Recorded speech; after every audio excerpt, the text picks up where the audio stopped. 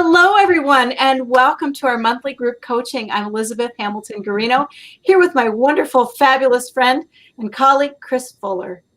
Hello, thank you for joining us. Yes, our coaching is centered around you. Our focus is always you. We want you to be brave, be bold, and be you, and operate at your highest, best possible self in your best possible life. And we know as coaches ourselves that even coaches need coaches, and we have mentors, coaches, we use each other, and we're here to discuss stuff that's going on in your life and to discuss key points of what you can do to strengthen your relationship with yourself, your confidence, your mindset. And we're using the book. Put it up there. Perfect. Here we go. Here's our slide.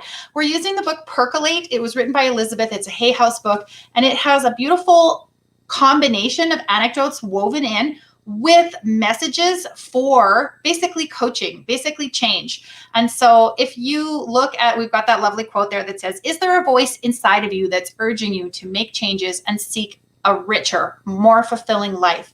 That's the optimal question. That's the heart of what Percolate tries to dig deep into. When we look at all the points and pieces in Percolate, we just thought that this would be the perfect tool for Best Ever You to step forward with and use as a structure for what are we going to teach or talk about next. If you don't have the book, that's just fine. You can see and know what we're talking about. If you want to buy the book, you absolutely can. So on the left, you see a copy of the book, and you see that the top is the title of the anecdote and story tonight, Discovering Your Inner Aardvark and Platypus. And we're going to explain what that's all about once we continue in a moment here.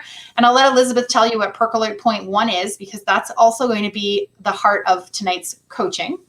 So the book has 9 points. So there are 9 points of change. We founded Best Ever You with 10 points of change. There are 9 in the book. And so the first point of change is called Percolate Point 1, Allow for Change to Brew. Mm-hmm. So we will be talking about change brewing, and you can also see the 3 bullet points there. The highlights, the notes that we really want to hit and discuss tonight are these 3: self-talk, determination, and mindset. So we're going to get into those just right away here. We're going to talk about what those mean. We're going to share stories. What we'd love from you, our listeners and our viewers and our fans and the people who coach and do coaching with us or have even become coaches through our program, is we love your feedback. We love your comments, your thoughts, your ideas. What did you find helpful? What questions do you have for us? What would you like us to talk more about? Because this is something that over time is going to evolve, like all good things do. It's going to change. We are going to allow for change to brew and in fact happen. As we go with our coaching every month, we're offering a coaching, and you can register and join us at besteveryou.com/coaching. But tonight's are those 3 things, and you can reach us at besteveryou.com anytime you want.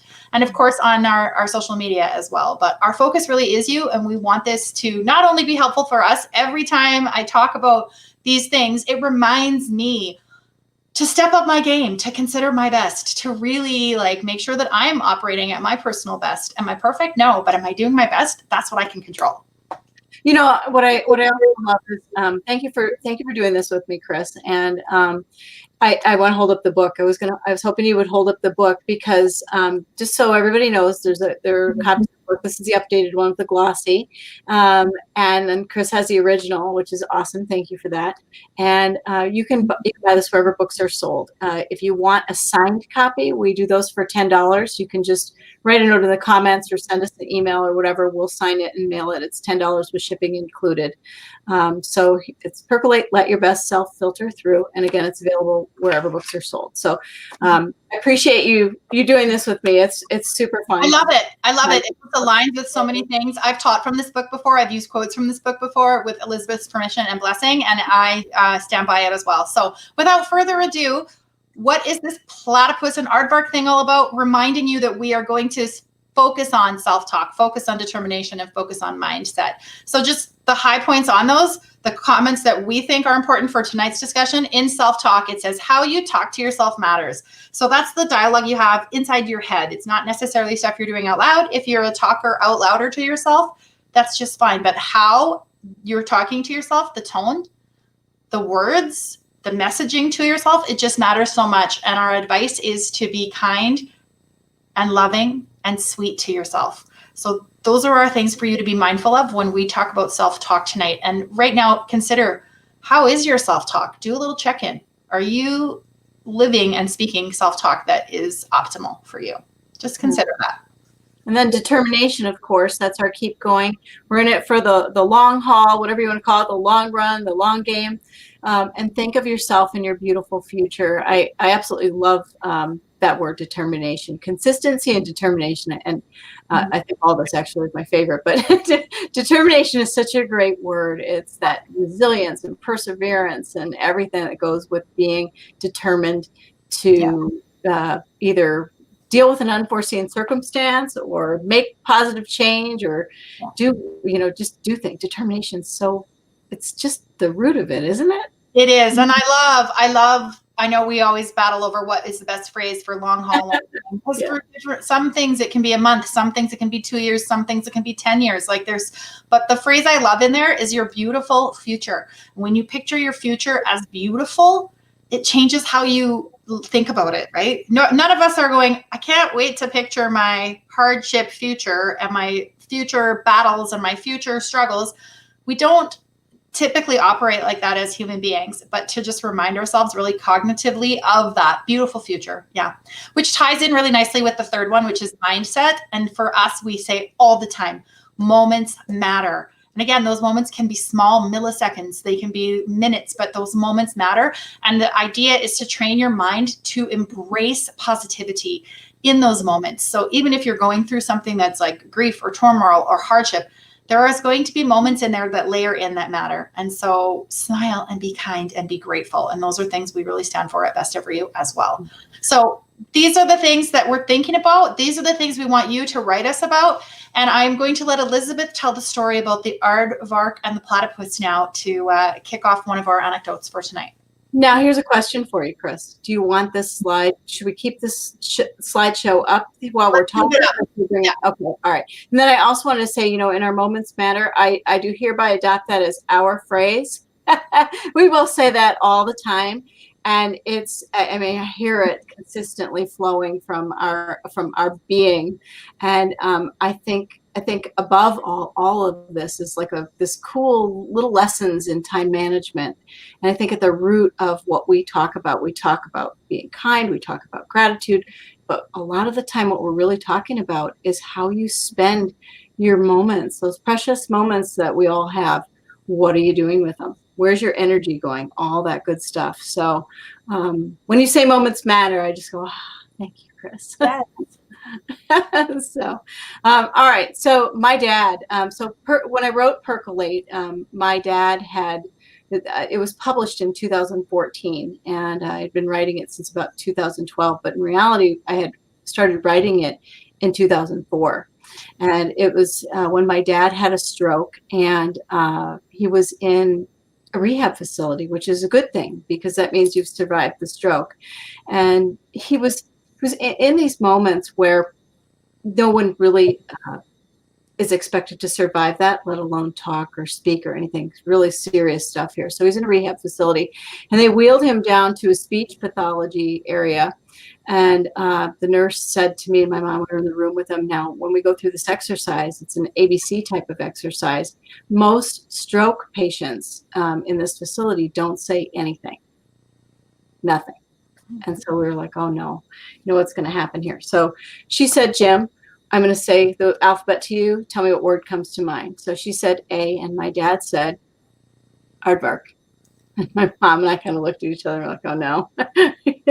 Well, where's this going to go? Kind of thing. But then he said benevolence, courage, determination, excellence. F was a swear word.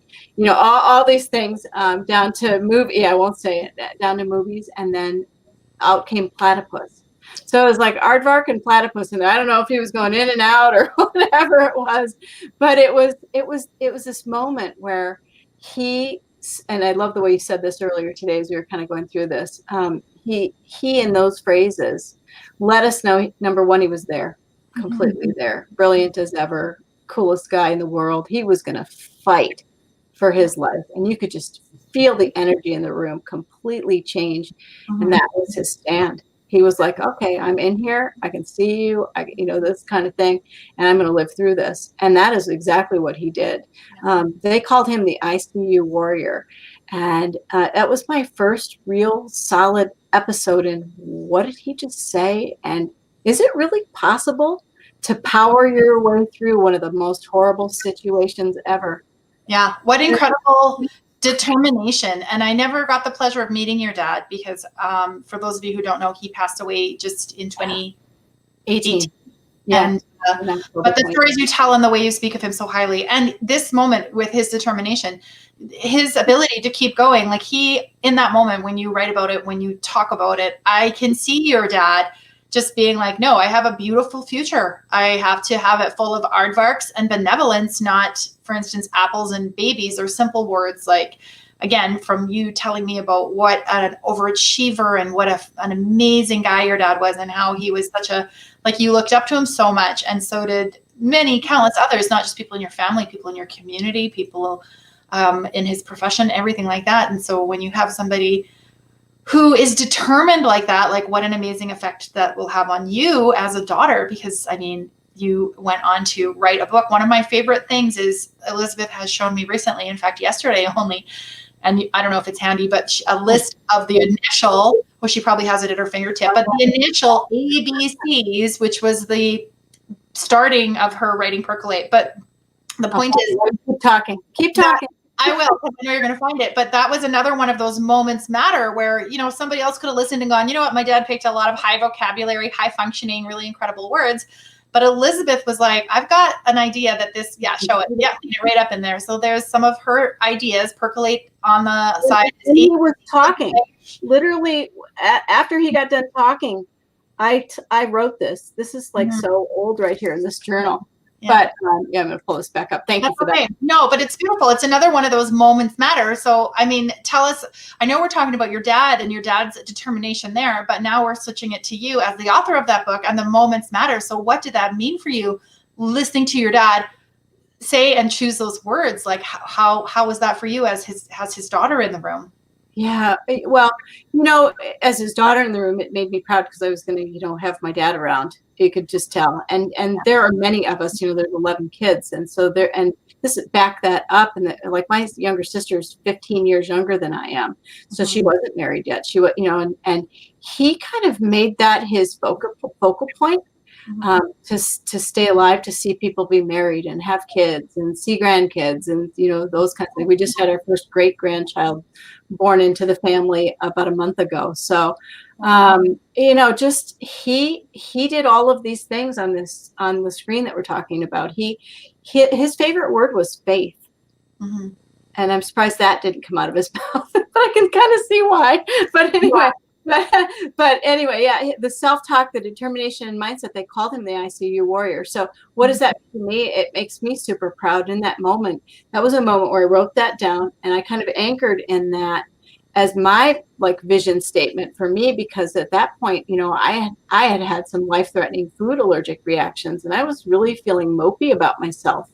And I look back down and I'm like, you know, there are a lot of things that people survive. And you do that little compare and just, you know, that comparison thing, like, oh, mine's not that bad. And we talked to you about this and you're like, yeah, but it's yours. It's yours. I am not a fan of comparing ever, because what is true for all of us is in the moment, in the situation that you're in, whatever it is, however big or small, when it's encompassing, it's encompassing. It does not need to be compared or qualified or quantified or like whatever you have, you are the only one who can determine the weight of it and how it impacts. You know, it's definitely weighting me down. Yeah, I can understand that. And that's something too, for me, the mindset part of our platform and my personal beliefs and our beliefs at Best Ever You is just so huge for me, because in my life, I've had some hard knocks and I've had criticisms about being too sensitive or too this or too that. And it's really hard to navigate that when you're a person who is a people pleaser, who wants to focus on everybody else. And it's interesting because now, of course, I'm in a company, Best Ever You, and we say our focus is you. And that is very true. But with the caveat that I now come to the table with a very strong mindset and a very strong picture of what my self-care looks like, which guess what? Allows me to serve at a higher level, allows me to serve more people and better. So that is, I think, something worth mentioning too. When we look at these things, your self-talk and how you talk to yourself is going to matter in the long game way more. Yeah. And so looking at the mindset as well, you know, training your mind to embrace positive, and your dad was a shining example of that. How hard is it when you're going through something really difficult to then be like, oh, I'm in the middle of this garbage, this life event, this health event, this whatever it is.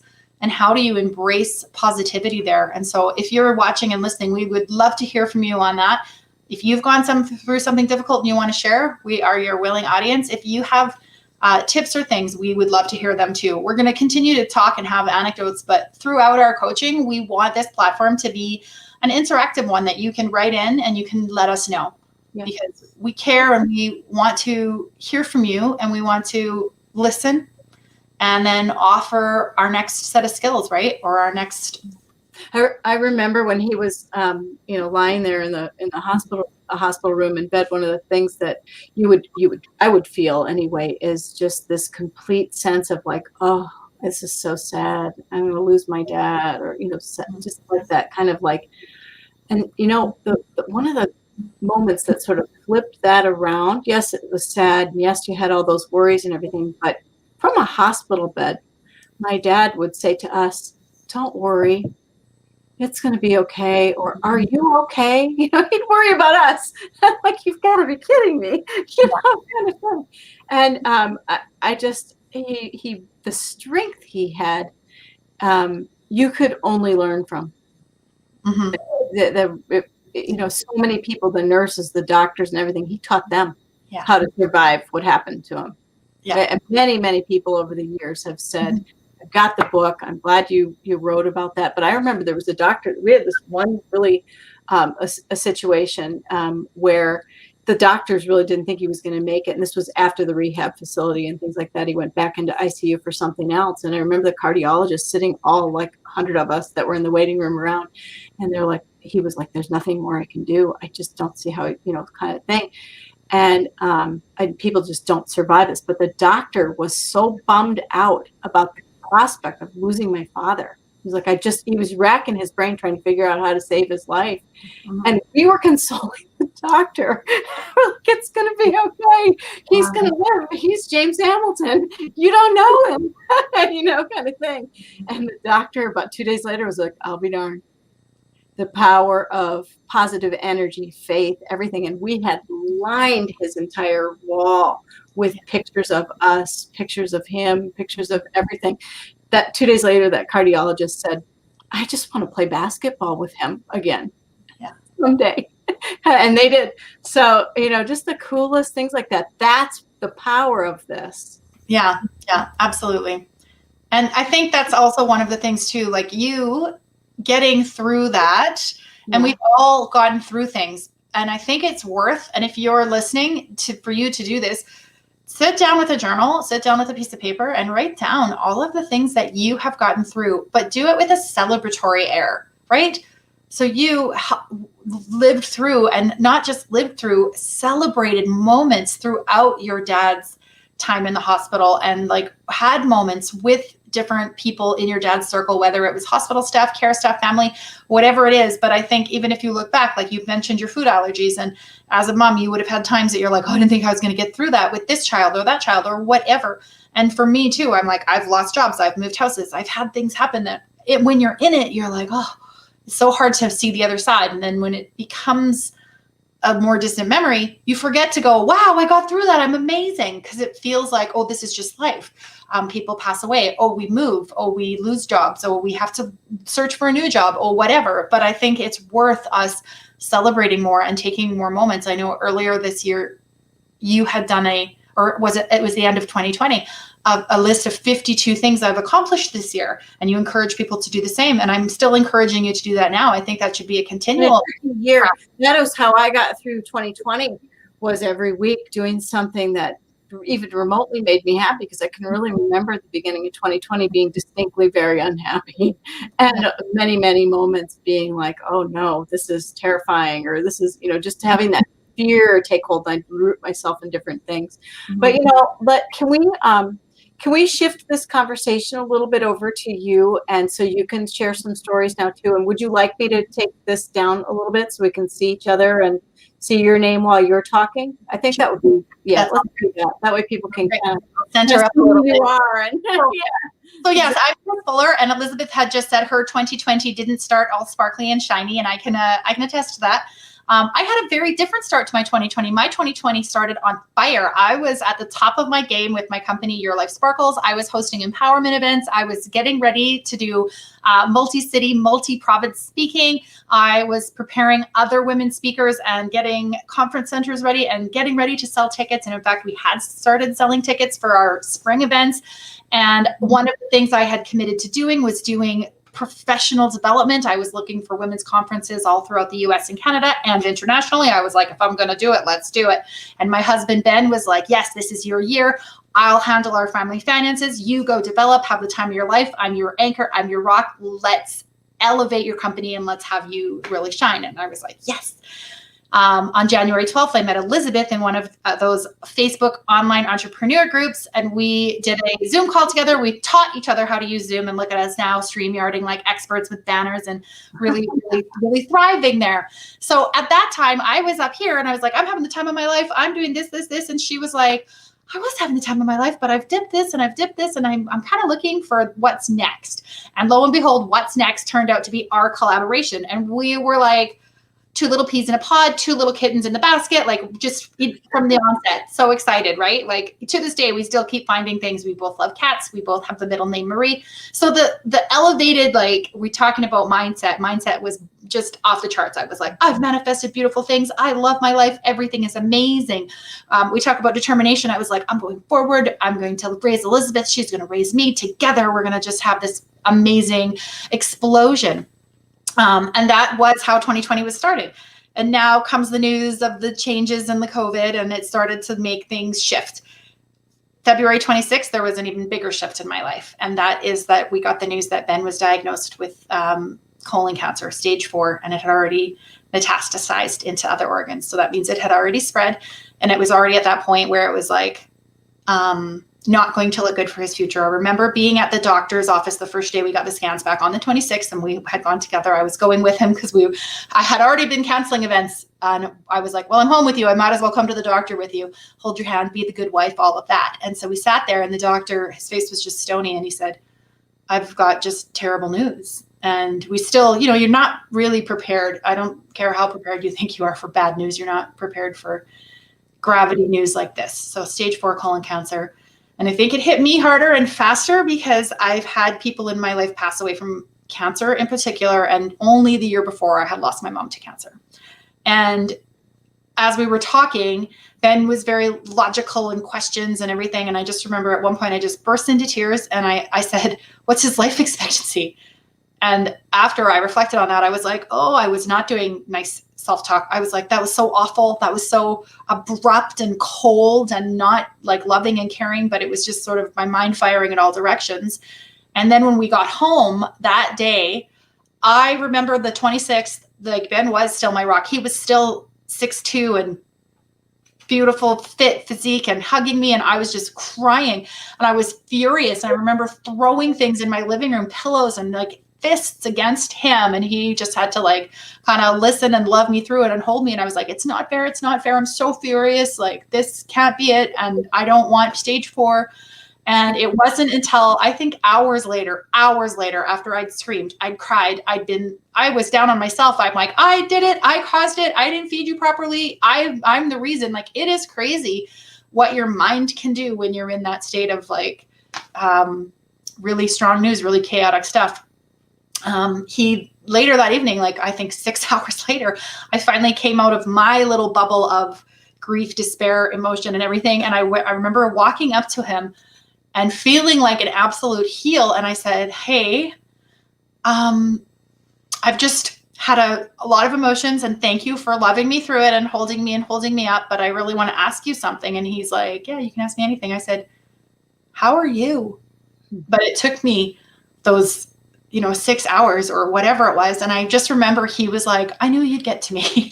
And it was, again, this crazy relationship thing, right? Where I'm like, this is why we're so balanced. You're this beautiful, like rock, that I need to do all of this chaos. And then we talked about what he was thinking, what he was feeling. And at that time, New Days determination was our number one thing. We were like, well, they're wrong. They're wrong. We started that night. We were looking things up. We were researching. We called his family. We'd had some of those teary moments. We called my family. That night we were getting emails. I talked to Elizabeth, try this clinic, try that clinic. Here's a new study. Are you eating like this? People were already sending us articles and in fact books like the Bible for eating with cancer and how to change your diet. And he was like, my commitment is 100. I was like, me too. We're doing this. And we were thinking of our beautiful future together. And so when we started this journey, we were like, okay, we can do this. And there was always, always hope. And part of that hope was in that, number one, he was 43 and he was healthy and fit. And they were like, there is a chance you're going to handle chemo very well. We could stretch 5 or even 8 or 10 years. And that was their long game for us at that time. And it ended up being 5 months.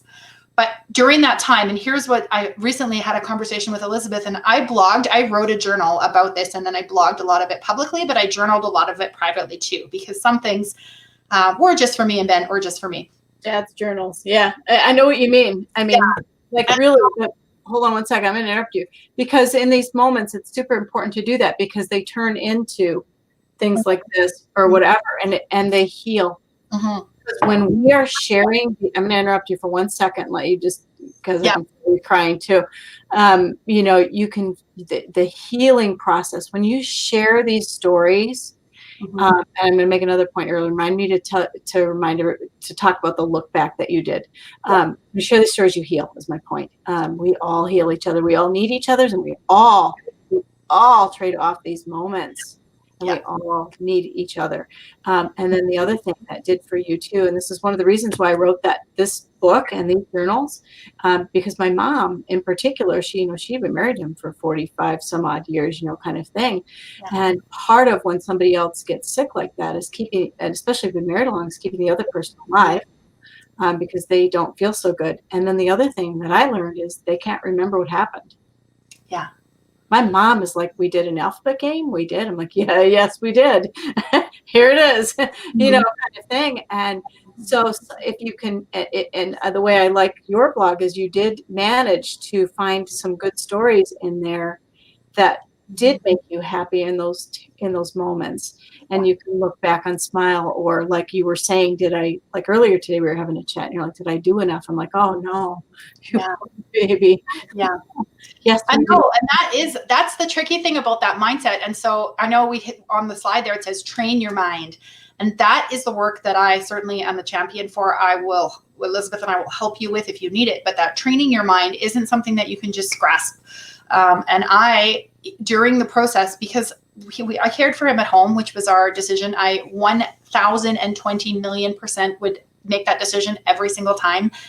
Having him here was such a blessing for both of us, having him just see the bustling of me and our cat. It's just the two of us, and having him here for those moments when he was really sharp and really lucid and not all drugged out, and I could just sit and be with him. And sometimes those moments were 3:00 in the morning, and it didn't matter because time becomes irrelevant.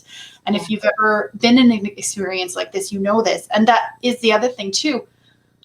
Me sharing this, I had people out of the woodwork come to me, men and women, people I had met, people I hadn't, who related to me or shared to me little snippets of their life that some of them had never, ever talked about, because it was maybe so many years ago, or they didn't have the words. And I recognize in both Elizabeth and I, as sharers, as storytellers, the power in our stories and the power in us sharing.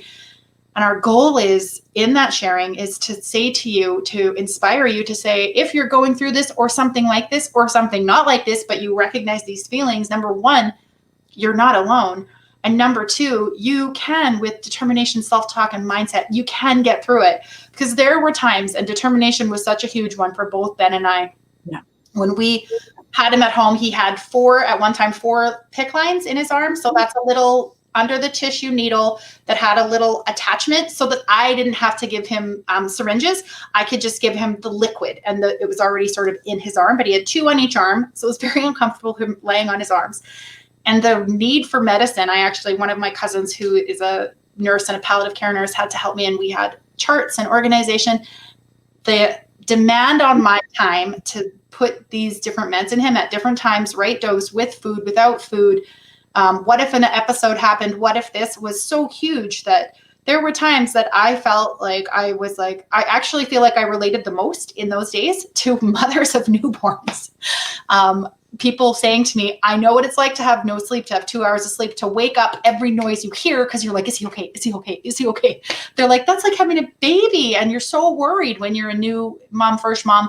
And I said, gosh, I mean, I don't know. I'm not a mom, but that, again, what I'm saying is the relation there, right? Where they're like, I can relate to that, where you're tired and you're scared and you are always listening. Caregiver role. I mean, it's a caregiver role. And, if we have any caregivers with us, we're just going to pause and give you a big giant air hug here, right? Mm-hmm. Yeah, glitter in the air for you. Because it's a really hard role. And I saw my mom be a caregiver to my dad from 2004 all the way to 2018, October of 2018. That's a really long time. And my dad, from the stroke, the cool thing about my dad was he had his memory. Yeah. Where a lot of stroke patients don't, so he could talk and so forth. He did have to relearn to do multiple things, but he's a big guy, 6'4", and a big dude, and but he couldn't see. He had field cuts, so the strokes made it so you couldn't see. So there's a lot of lessons in the book about stroke survival and things like that as well, kind of woven in, and how to navigate not feeling well every day. Yeah. Or being a caregiver every day and so forth. And we're having somebody in the ICU or somebody in the hospital or somebody with a serious illness or food allergies or whatever it is. Mm-hmm. And that one of the things that I learned after he died, I learned this. It didn't dawn on me yet. I don't know why, but it wasn't a tape that plays in my head like it does now. This is the Bear story. He passed away. I came back home to do something before going back to Minnesota. It was one of our sons got inducted into the National Honor Society. So he came back and did that, and then I had to leave again. And I was in the grocery store standing over the pears because I eat green smoothies. And I was crying over the pears. And they were lovely pears, but I was crying over them. And this lady out of the blue walked up to me and she said to me, which one of your parents just died? And I'm like, how do you know that? She goes, the look on your face is unmistakable. Can I give you a hug? And so the stranger gave me a hug. And to this day, I've never seen that woman again. I feel like it was so out of like a little angel or something. Gave me a hug when I needed it, or somebody was looking out for me. And it was just so interesting, but it made me think, and you and I talk about this all the time, to really treat every single person that you encounter with the utmost of grace, kindness, respect, gratitude, and everything, because you have absolutely no idea what's actually happening in their life. Yeah. Absolutely no idea. No. I mean, if I met you today, I would never have any clue with that beautiful smiling face of yours that your husband passed away. I would not know unless you told me. Yeah.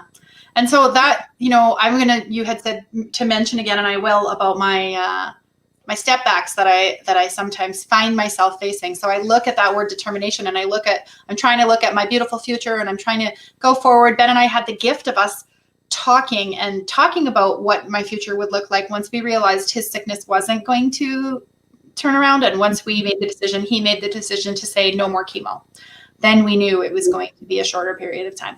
And talking about my future and me selling the house that we're currently in, and me moving to the city closer to my family, and me doing things just me, was all difficult conversations, of course. And I wrote about them, and there were funny bits in there as well too, right? And things like, I have always wanted a teal kitchen.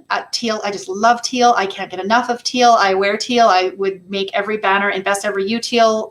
We've toned it down for blues that make Elizabeth happy. But Ben was so opposed, and he was like, I don't want a teal kitchen. I don't want to feel like I'm in a fishbowl. I was like, you won't feel like you're in a fishbowl. I'm going to put up coffee things. There's going to be ocean. There's going to be shelves. There'll be no fish theme. You'll be fine. In my living room, I currently have one teal pillow. It is 12 by 12 inches, one teal pillow. Every single time he was in here, he put it behind a blanket, behind another cushion. He's like, what's this teal pillow? Like, he just had such a no nonsense game. Where's the teal? I'm wearing teal. He's like, why are you wearing teal? Like, he loved me in blues, but it became our thing. And I said, I can't wait. I'm going to have a kitchen. He goes, well, you'll finally be able to paint it teal. And I was like, oh, yes, I will. I absolutely will. Do you want to help me pick the teal for my new kitchen? And he's like, not yet, easy. Like, maybe I'll live a little longer. I'm like, I guess. But we were able to joke about that. And that was something that was kind of delicious and really nice. But the thing that became difficult, or is becoming difficult for me now, it hasn't even been a year since he's passed, because he passed in July and currently it is March. So I now, and sometimes when I have time to think, and I'm a thinker and my brain is always going, I do think, it went too fast. Did we do our best? Did I do my best? What more could I have done? What more should I have done? I probably was just, and I'll tell myself stories and I'll say, I know I was that tired. I probably just stayed in my own bed and slept away for days and did nothing to help him. And the poor man probably needed me. And one of the things that made me feel that way for sure was after he passed away, he kept journals all the time. His were not like mine. Mine are like righty-feely emotion stories and stories. His were, did I take this medicine? What is my pain? His were reporting style, which his medical team was like, we need to know when we come here if your legs were swollen and for how long and what time. If your pain was on a scale of 1 to 10, a 7, 8, or 9, so we can adjust pain meds and different things. And our goal was always to have the pain be between like 2 and 5. Yeah. Or we had to do an adjustment. And we had to do many adjustments in those 5 months. But me looking at his last 2 weeks of life journal, his pain was 7, 8, 9 every day. And I had no idea, because he isn't a complainer and he isn't an expresser of that. And so when I look back at that, I'm like, oh, I did a terrible job. I didn't know the pain was that bad. And then my mind goes on a runaway and I'm like, I did everything bad. I did nothing. And I read back and I go, that is just not true. I was so full of hope. I was the hope cheerleader. I was the like doing funny dances. I was dressing up our cat. I was bringing him joy in I brought little plants and little bugs into the house to show him, because he's a gardener. And I'm like, look at this bug. Is he helpful or is he hurtful? And he would look and he would look it up. Like, I would bring jobs and joys to him, but like constantly. And in fact, at one point he was like, stop entertaining me. And I was like, oh, I don't know how to do that. But my favorite thing is those certificates. Okay, so let me, and I never got a chance to, I met Ben, but on video, kind of thing. I didn't, it was more like, hey, Ben, how's it going? I didn't talk to him very much even, because, I figured we were going to all meet and have, dinner on our yacht or whatever. Our future yacht. Yeah. So, whatever. But I remember, just the garden. I mean, I remember you showing me this garden, because we have gardens in common. You and I, we love gardens and plants and all these things. And I remember he couldn't water anything. He was in the hospital for 4 days, and I was solely in charge. God. The plants. I remember thinking, wow, forget Ben for a minute here. The poor plants. You're not wrong. You're not wrong. I'll digress, because when we were early dating, and I stayed at his house to look after his plants when he was working up north. And one day we were on the phone. We called each other every night after he finished his shift work. And I'm like, I have great news. I want to report to you on your plants. All 9 of them are doing amazing. And he was silent for a long time. And I was like, aren't you happy? Aren't you thrilled? He goes, yeah, I'm really happy about those 9, but there's 14 plants you're looking after. And I was like, oh no. I'm very sorry. You should have numbered them. I don't know where the 5 are that I'm neglecting, but I can say they didn't make it. So I am not the green thumb. I love harvesting and making things, but yeah. So I'm not good with fish. To finish the story, he was in the hospital and he texts me, not just daily, but like hourly. He's like, and now you should, because he, at that time of year, it was probably May, would be in the garden like 12 hours and be like, I didn't have enough time to get things done. And I'm like, holy cow. Because that's not my thing, the green thumb. So I'm out there doing the minimal. I'm like, pare this down. Like, I can't be 12 hours. And so he gave me instructions. And it was a very rainy week. So I was kind of off the hook and kind of lucky, because everything was thriving and it was not because of me, but nothing was failing because of me. So that was celebratory. And then I was so excited when he was coming home. A whole other garden. What's me? I know, right? And so in my exuberance and joy, this is how I made a moment matter for me, is I went to my Word on computer. I made myself certificates that said certificate from the CEO of Fuller Backyard. And then I paid a space for his name, signed by the president, Ben Fuller. Awards, Christina Fuller, Employee of the Month for excellent watering and maintenance of the greens on the south fence. I had 4 awards. I had an awards ceremony. I wore a beautiful dress and he came home in his sweats. He's like, I can't really dress up. And I was like, I've polished up this pair of flip-flops, Crocs for you. So put these on. So we put on these nice shiny Crocs. And the cat was there and I had a little bubbly grape juice or something because we couldn't have champagne, but we had something sparkly and just fun. And I was like, so here they are. Could you please sign them and present them to me? It would be best if you read them all and I will walk to you every time and receive them. And I had told people I was going to do this and people had said, is it going to be televised? And really cute stuff, right? And he said, I don't want it televised. But I will humor you with this because I know it'll bring us so much joy. And so we sat outside on our 2 little patio couches and he had not seen the certificate. So he read them all in full. And I wrote, delicious descriptors of what I was winning awards for and stuff. And there was, watering and removal of worms and watching soil and things that aren't really gardening things, but it was so delightful. And so when I read back on my blog, and this is the long story short, is seeing all of these moments and how much we celebrated, even though he's come home with a new line and a new problem or a new level of tired or a new 8 more pounds lost. We still were like, what can we do for joy? And he was taking part in that because he knew as well, he's like, I have to have a strong mindset. And he said to me often, he goes, that's why I don't want to complain about the pain. It doesn't do anything. And I can just manage and breathe through the pain and the team will get me the meds that are needed. But I want to not sit here and talk about my pain. I want to sit here and talk about what color of t-shirt you should buy next, not teal. And I want to fight about who the cat's going to sleep with tonight. And I remember when he was in the hospital, like Mia slept with me 4 nights in a row and my little mama cat heart was so happy. And as soon as he was back, she was with him. And I was like, oh, I see Jezebel has made her choice. And we had these little battles about this little scruffy cat that, but it was just so delightful. And so looking back, that for me is the look back.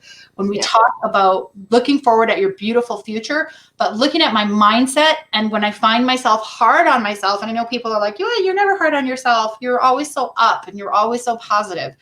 And the reality is it's not just maybe a little bit naturally, but not entirely.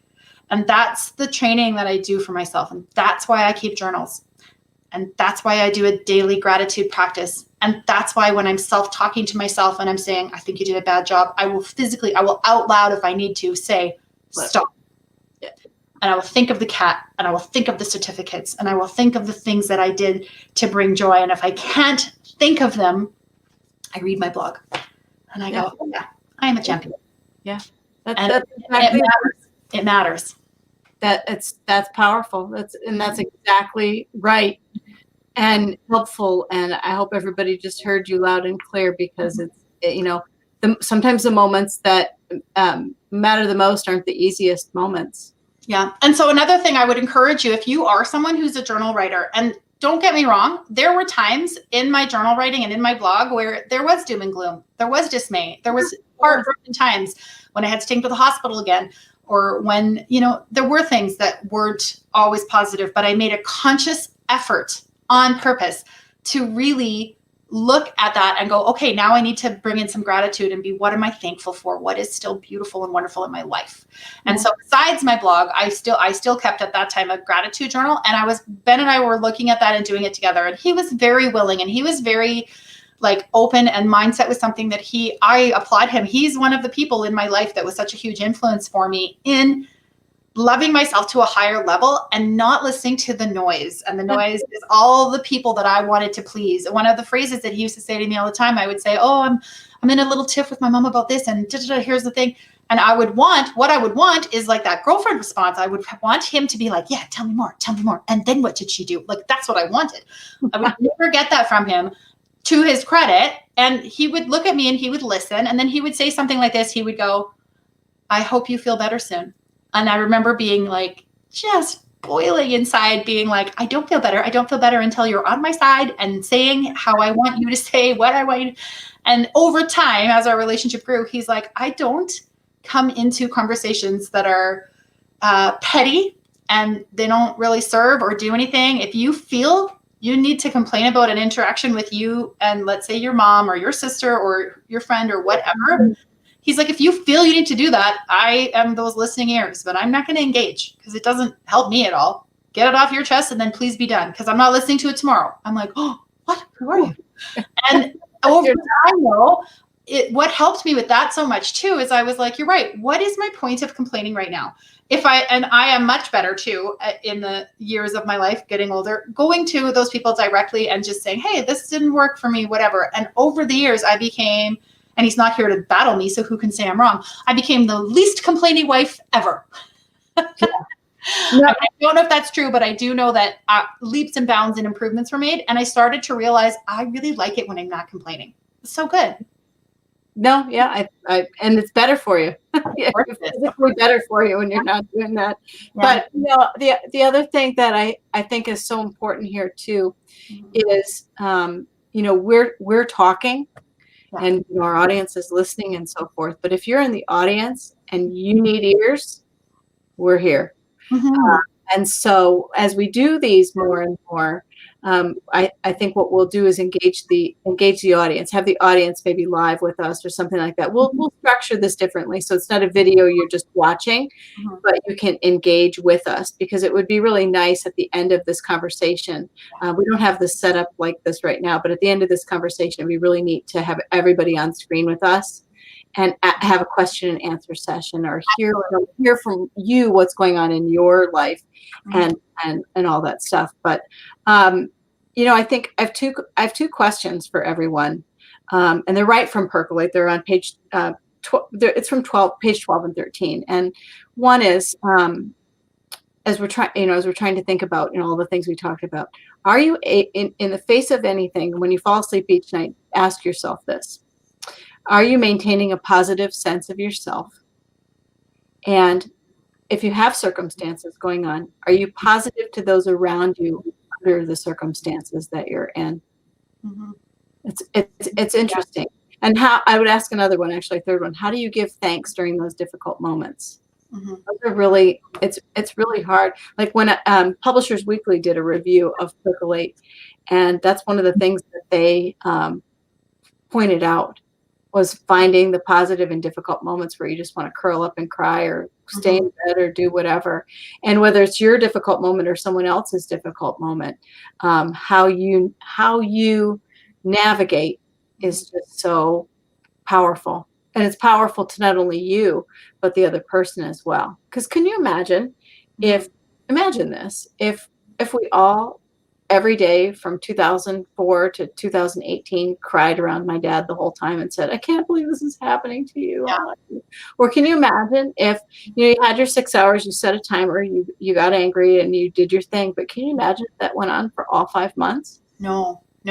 It would be really exhausting for the person, for myself or yourself, and the people around you. And I know we want you to focus on your self-care, but there is something about when your self-care is more optimal, and when your self-talk and mindset and determination is stronger and healthier, everyone around you is going to feel that and reap that benefit too. And I mean, we see people in our community all the time who face adversity, who face difficult times, hardships, losses, physical ailments, diseases, conditions, financial hardship, like you name it, we have it in our community. We have people reaching out to us, and we have people who are still unapologetically positive despite that. And how do you find that and still honor? Like, we are all about feeling the feelings you have. If you need to get angry, please get angry. Please do it responsibly, safely, and in a way that is going to allow you to express and feel that feeling.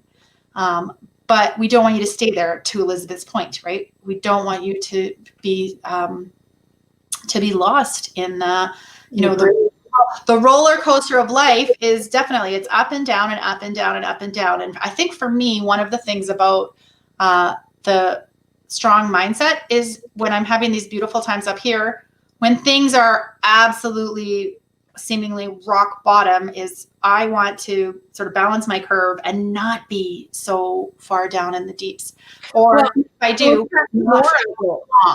if you go there with your mindset, stay down in the low energy, you'll attract more of it, versus if no matter sort of what's going on, you find something to anchor in that's a higher vibration, a higher energy, a higher power, or whatever you want to do. Yeah.